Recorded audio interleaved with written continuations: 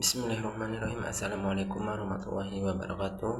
Yang terhormat Bapak Zainul Irfan MPD selaku dosen pengampu mata kuliah pendidikan anti korupsi, dan yang saya hormati dan banggakan teman-teman mahasiswa pendidikan masyarakat semester 2. Puji syukur kita haturkan kehadirat Allah Subhanahu wa taala yang telah memberikan kita atau saya kelompok 1 untuk bisa melakukan tugas video ini dengan ucapan alhamdulillahirabbil alamin. Sholawat beserta salam menjunjungan alam besar kita Nabi Muhammad sallallahu alaihi wasallam dengan ucapan Allahumma sholli ala sayyidina Muhammad wa ala ali sayyidina Muhammad.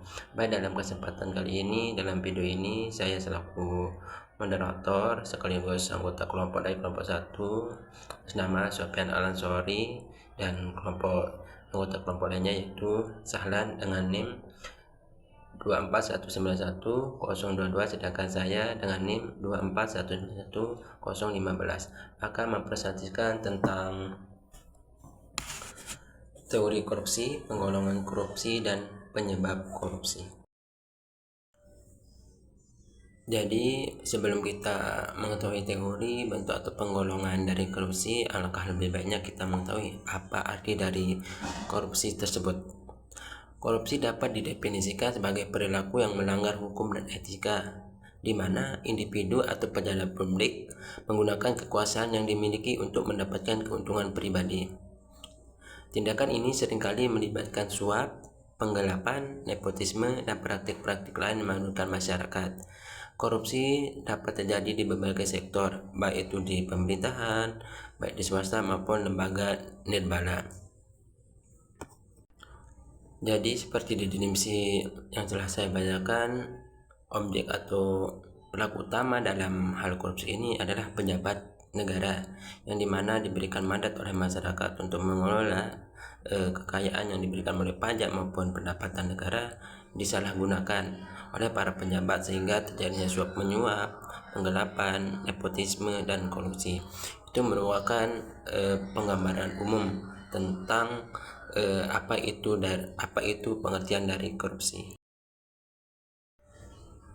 Baik, selanjutnya setelah kita mengetahui apa definisi dari korupsi, selanjutnya kita harus mengetahui bentuk-bentuk dari tindakan korupsi tersebut.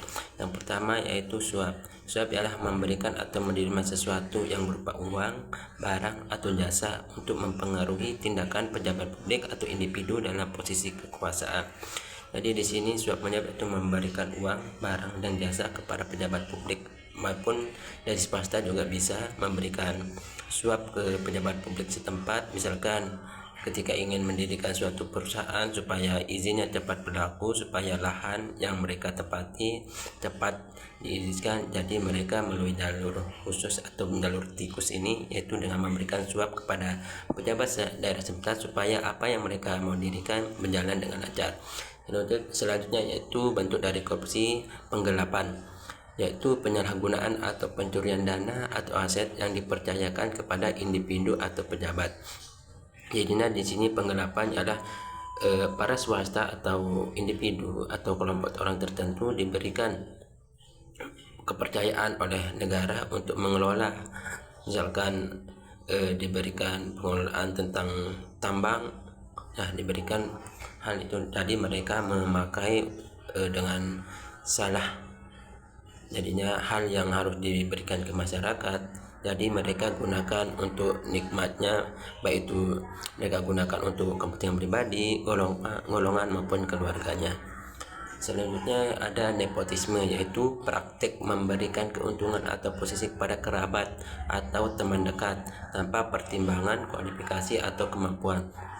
Jadi nepotisme ini erat hubungannya dengan orang dalam, gitu kita sering sebut, yang dimana para pejabat-pejabat yang sudah berada di pemerintahan, dia melenggangkan segala cara untuk supaya kerabatnya bisa ikut andil dalam kegiatan pemerintah atau masuk menjadi pegawai di pemerintahan tanpa melihat apa integritas atau apa kemampuan yang mereka miliki, dan hal itu sangat tidak baik untuk pelayanan di publik, yang dimana mereka tidak melihat dari intelektual, integritasnya, tapi melihat dari hubungan keluarganya yang menyebabkan layanan publik atau hal yang menjadi hak masyarakat tidak terpenuhi dengan baik.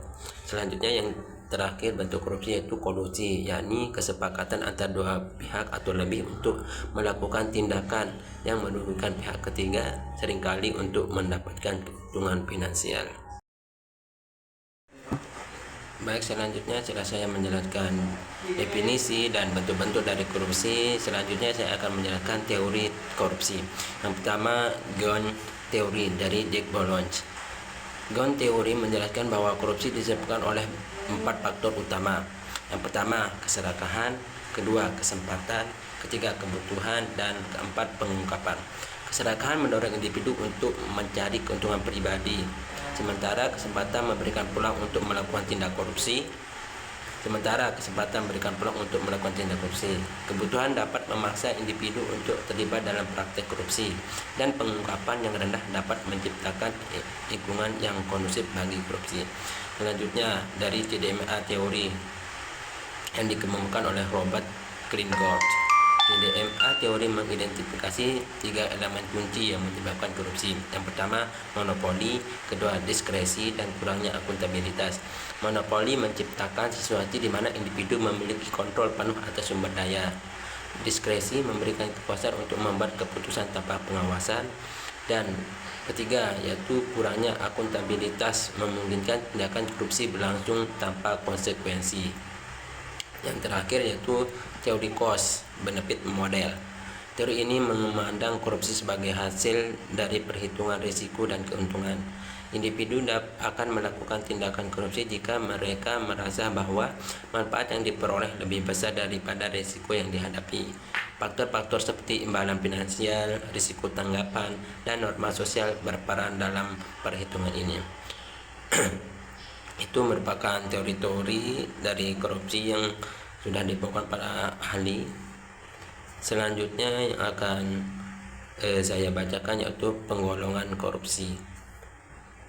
Pertama, berdasarkan skala korupsi. Berdasarkan skala yang pertama, korupsi kecil-kecilan, yaitu tindakan korupsi yang dilakukan dalam skala kecil seperti suap untuk mempercepat proses administrasi. Yang kedua, korupsi besar-besaran, tindakan korupsi yang melibatkan jumlah uang yang besar dan berdampak luas seperti penyalahgunaan anggaran negara. Yang kedua, berdasarkan motivasi. Korupsi dikarenakan ada kebutuhan, yaitu individu yang terpaksa melakukan korupsi karena kondisi ekonomi yang sulit. Yang kedua, korupsi karena ada peluang. Individu yang melakukan korupsi ketika melihat kesempatan untuk mendapatkan keuntungan. Selanjutnya yaitu korupsi untuk memperkaya diri sendiri. Tindakan korupsi yang dilakukan dengan tujuan utama untuk memperkaya diri sendiri. Yang terakhir yaitu yang keempat, korupsi untuk menjatuhkan pemerintah, yang dimana tindakan korupsi ini yang dilakukan untuk merusak reputasi dari pemerintah. Yang terakhir yaitu berdasarkan sektor. Yang pertama, korupsi di sektor pemerintahan. Tindakan korupsi yang terjadi dalam sektor publik termasuk suap dan penggelapan, yang dimana hal ini yang sering dilakukan oleh para pejabat seperti gubernur, bupati, dan ke bawahnya gitu. Yang kedua, korupsi di sektor swasta. Praktik korupsi yang terjadi dalam dunia bisnis seperti suap untuk mendapatkan kontrak. Jadi sekian yang dapat saya sampaikan mengenai definisi, terus bentuk-bentuk dan teori serta penggolongan korupsi tersebut. Assalamualaikum warahmatullahi wabarakatuh. Perkenalkan, nama saya Saham. Saya ingin presentasi tentang faktor penyebab korupsi. Faktor internal. 1. Sifat tamat dan rakus. 2. Moral yang tidak kuat. 3. Yang gaya hidup konsumtif. 4. Kurangnya rasa tanggung jawab. Terus faktor eksternal. 1. Kelemahan peraturan UU. 2. Sistem pengawasan yang lemah. 3. Kurangnya akuntabilitas dan transparansi. 4. Budaya impunitas. Studi kasus contoh kasus korupsi perseorangan dan lembaga di NTB antara lain diduga penyalahgunaan lahan ekstrak PT Giling Trawangan Indah di Giling Trawangan. Kasus eksos pemanfaatan aset pengembang Lombok Barat di LCC Gerima dan kasus korupsi sawah alat berat Dinas PUPR NTB. Baik, selanjutnya saya akan membacakan kesimpulan dari semua materi di atas. Jadi, kesimpulannya, korupsi adalah tindakan yang kompleks dan dipengaruhi oleh berbagai faktor, baik internal maupun eksternal. Teori Ghosn dan teori Triangle Fraud membantu memahami motivasi dan peluang korupsi. Penggolongan korupsi berdasarkan objek, pelaku, atau tujuan memberikan gambaran tentang berbagai bentuk korupsi yang ada. Pemahaman tentang penyebab korupsi ini penting untuk upaya pencegahan dan pemberantasan korupsi.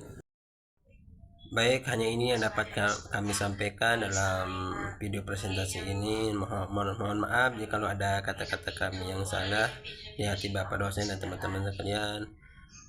Maka daripada itu, kami tutup video ini dengan bersama-sama mengucapkan kalimat alhamdulillahirabbil alamin. Wassalamualaikum warahmatullahi wabarakatuh.